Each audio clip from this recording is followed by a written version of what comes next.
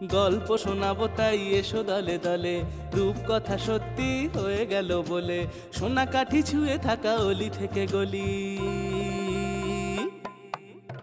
আমাদের আমাদের আমাদের ঠাকুমার ঝুলি, আমাদের আমাদের আমাদের ঠাকুমার ঝুলি।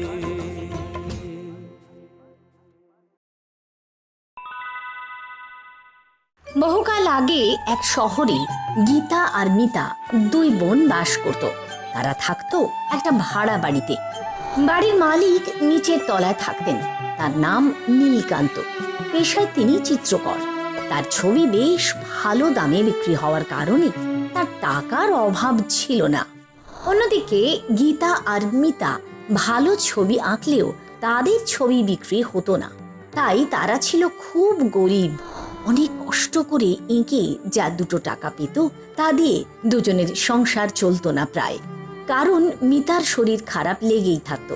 সে জানলা দিয়ে বাড়ির বাগানের একটা গাছের দিকে তাকিয়ে থাকতো সব সময়। খিদে বোন, তোর শরীর কেমন?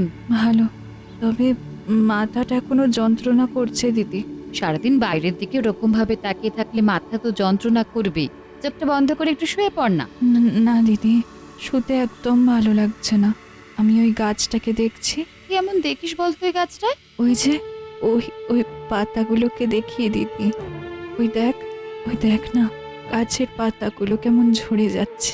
হ্যাঁ, তো হয়েছেটা কি? এই সময় তো গাছের পাতা ঝরে পড়ে। এ তো নতুন কি আছে? জানিস দিদি, আমার না কেমন মনে হয় ওই গাছের পাতাগুলোর সঙ্গে আমার কোনো যোগ আছে। মনে হয় ওই গাছে যতদিন পাতা আছে ততদিনই আমার প্রাণ আছে। সব পাতা যেদিন ঝরে যাবে সেদিন আমিও এই পৃথিবী ছেড়ে চলে যাব। তোর কে অলক্ষণে কথা বলছিস সকাল সকাল? এসন, আমার এই আঁকাটা নিয়ে যাচ্ছি রে, দেখি বিক্রি হয় কিনা। তুই সাবধানে থাকবি, বুঝলি বোন? কাল ডাক্তারবাবু বলে গেছেন মাথায় একদম চাপ না নিতে, মনে আছে তো? হ্যাঁ, মনে আছে। ঠিক আছে, তুই শুয়ে থাক। দুপুরে খাবার চাপা দেওয়া আছে, খেয়ে নিস। আমি ফেরার সময় খাবার নিয়ে আসবো। ঠিক আছে দিদি। অসাধারণ অসাধারণ। এই দেশে আর কারোর ক্ষমতা নেই এই রকম একটা ছবি আঁকার। আমার সাথে প্রতিযোগিতা, হ্যাঁ? এবার এলে দেব মুখে এক ঘুষি মেরে। কি ব্যাপার, নীলকান্ত বাবু এরকম ভাবে চিৎকার করছেন কেন? কিছু একটা হয়েছে মনে হচ্ছে, দেখি তো। আমাকে ছবি আঁকায় টক্কর দেবে? হ্যাঁ, আমাকে? আমি আমি আমি আমি এই দেশের সব থেকে ভালো চিত্রশিল্পী। একি তুমি তুমি এই ঘরে কেন এসেছো? না মানে, আপনার চিৎকার শুনে ভাবলাম কিছু একটা হয়েছে হয়তো, তাই। তাই একেবারে ঘরে ঢুকে পড়লে? আমি না তোমাদের বারণ করেছি? বেহায়া মেয়ে কোথাকার! যাও যাও যাও যাও, এখান থেকে বেরিয়ে যাও, এক্ষুনি বেরিয়ে যাও, যাও।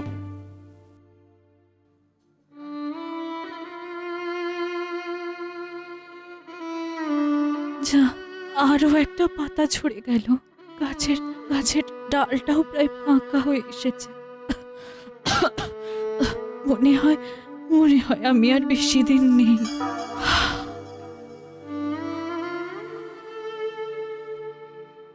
দিদি, তুই এসে গেছিস দিদি? খাবার এনেছিস? আমার কিন্তু খুব খিদে পেয়েছে।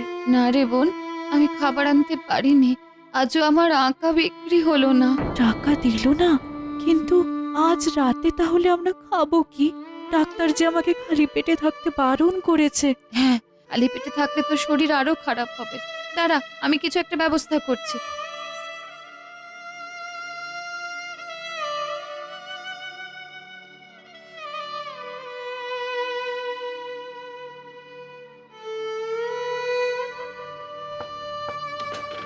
কি হয়েছে? এই সময় আবার কি দরকার? আসলে আমাদের ঘরে একটুও খাবার নেই। আজ একটা টাকাও রোজগার হয়নি। তো আমি কি করব? দয়া করে যদি কিছু খাবার দেন তাহলে না খুব উপকার হয়, জানেন। আমি কি তোমাদের দায়িত্ব নিয়ে রেখেছি নাকি? হ্যাঁ, লঙ্গরখানা খুলে রেখেছি যে যখন খাবার চাইবে তখনই পাবে? না মানে, বোনটা তো শরীর খুব একটা ভালো নেই। কবে ভালো থাকে? এই শোনো, তুমি আগেও যে কতবার খাবার চেয়ে নিয়ে গেছো তার তো কোনো হিসেব নেই। তোমাদের 4 মাসের ভাড়া বাকি, আগে সেটা মেটাও। খাবার চাইতে এসেছে। ঠিক আছে ঠিক আছে ঠিক আছে, আপনাকে এই সময় ডেকে আপনার কাজে বাধা দিলাম, আমায় ক্ষমা করবেন। দাঁড়াও দাঁড়াও দাঁড়াও দাঁড়াও, ক্ষমা চাইতে হবে না, এখানে দাঁড়াও, দাঁড়াও, চুপটি করে দাঁড়াও, আমি খাবার নিয়ে আসছি। তবে মনে থাকে যেন এই শেষবারের মতো আমি খাবার দিলাম, আর পাবে না। যাও, চলে যাও এখান থেকে।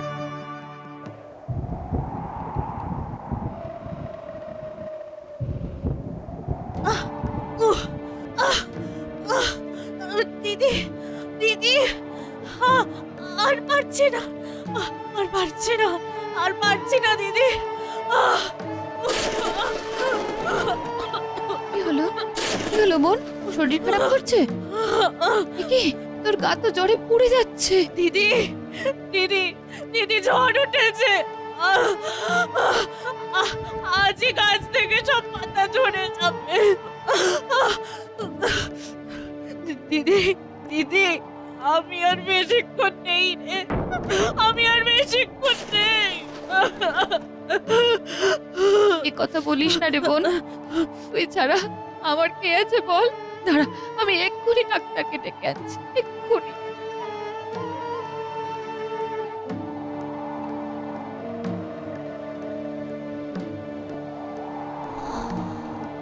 না, অবস্থা খুব একটা ভালো না, অনেকগুলো ওষুধ কিনতে হবে। কিন্তু এখন তো কোনো দোকানই খোলা নেই ডাক্তার বাবু।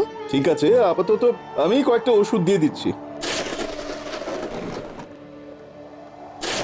দিদি দিদি দিদি, মাছ পড়ছে, মাছ। দিদি, একবার দেখে আয় না রে, ওই গাছটায় মাছ পড়লো কিনা। গাছে পাতাগুলো আছে তো দিদি?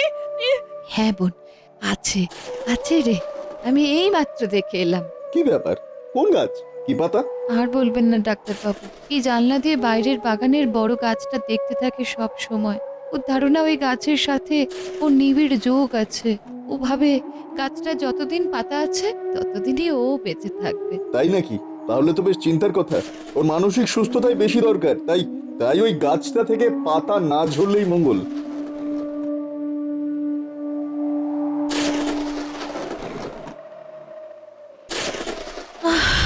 ও দিদি, আমি আর পারছি না দিদি,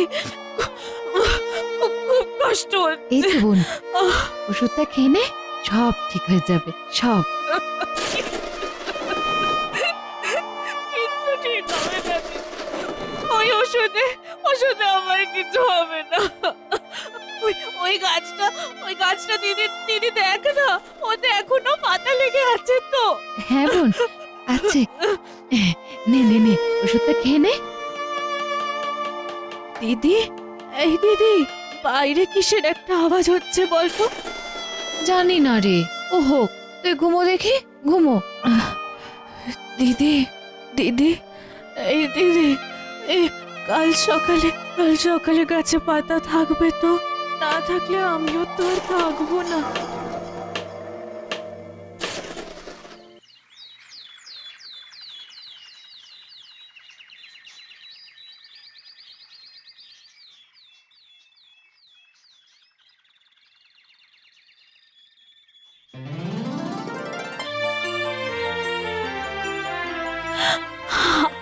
আছে আছে, একটা পাতা লেগে আছে, আমি বাঁচবো দিদি, আমি বাঁচবো।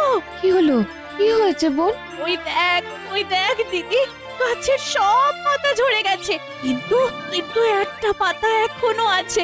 তার মানে আমি মরবো না, আমি বাঁচবো দিদি, আমি বাঁচবো। আরে এ কি? বোন বোন, তুই এখানেই থাক, আমি আসছি।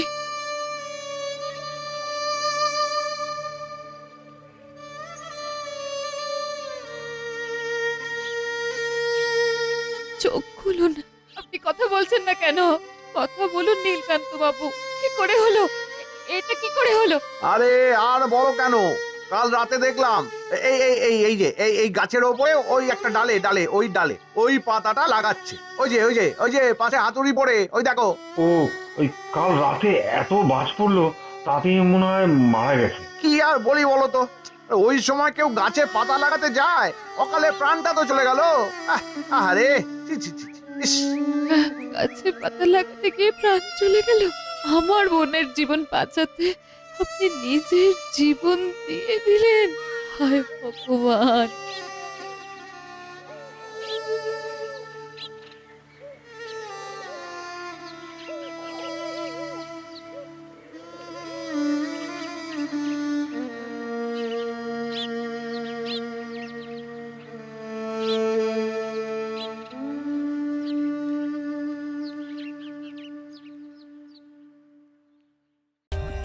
For more updates, subscribe to our channel, click the show links and enjoy watching the videos.